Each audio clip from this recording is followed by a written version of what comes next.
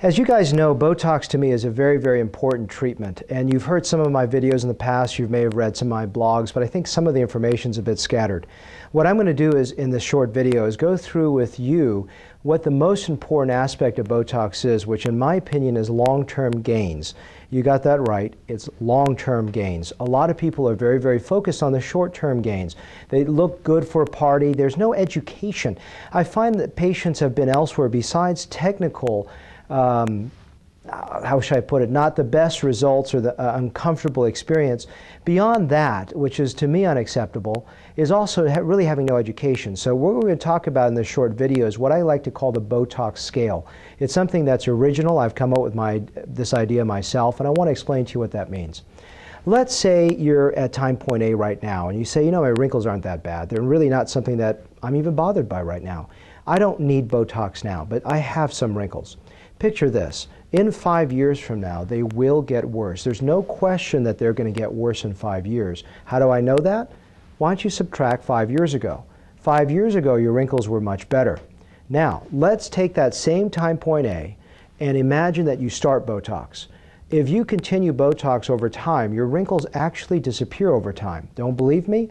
Go to my website, take a look at some of what I call long-term photographs, the ones where the Botox had completely faded and the individual had come back for the next treatment, and the wrinkles are literally gone because the skin is healed. So I want you to understand, as we move forward in time with ongoing consistent Botox use, the wrinkles start to fade to the point that they're gone. And the longer you wait, the harder to manage them. Let's say another scenario. I see you here, you decide not to do Botox, you come back to me, 5 years later, you're over here. I have now got to spend 2 years to fight to get back to your time point A. I can't bring you here for another 2 to 3 years. So the point is, you're sliding one way or the other, and to make it very simple for you to understand, you're either going to get worse without Botox or better with Botox. Now a lot of people tell me, then wait a second, are you telling me I got to keep doing this? I got to keep doing this for the rest of my life? Well, let's put it this way. Do you have to exercise? Do you have to eat food? But here's the other thing that's important.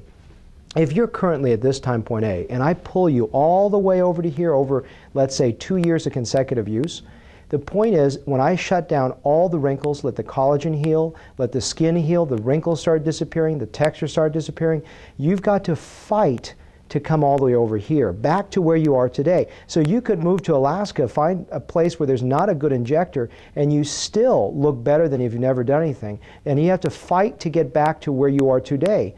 So here's an example. I spent about 2 years working on my hair transplant technician, and she just got pregnant, actually just delivered her baby this week. And so for 9 months, I couldn't deliver Botox for her. And what's so amazing is that because she was consistent with 2 years of Botox, she will be fine for probably a year or two. Now, she's also obviously quite desperate and wants a Botox very soon, but the idea is that's what's helped her. I saw a lady that flew in from another city to do some Botox with me. Actually, she was here for another consultation, but I saw she was really habitually moving that area, and I realized that in a year from now get worse. And she said she was planning to get pregnant actually in a year. Now there's no clear evidence Botox would hurt a fetus or hurt a baby, but there's no reason to do it. I'm not the one to do the risk for you to take that risk to do it. But the point is, I said, in that case, because your lines are getting so deep in that one area, we need to do this now so that over the long run, when you become pregnant a year from now and you're off Botox, those lines won't get worse. So just think of that in a short summary, is that if you're currently time point A, if you don't do Botox, every year that goes by, you'll get worse. Every year that you do Botox, you'll get better. Now, that's obvious for someone that's with early signs of aging, maybe some sun exposure, early 30s, maybe 40s, depends how fair-skinned you are. But those are some concepts I want you to understand. So start thinking about Botox in the long run. And we'll do some more videos in terms of the series of really thinking Botox in the long term.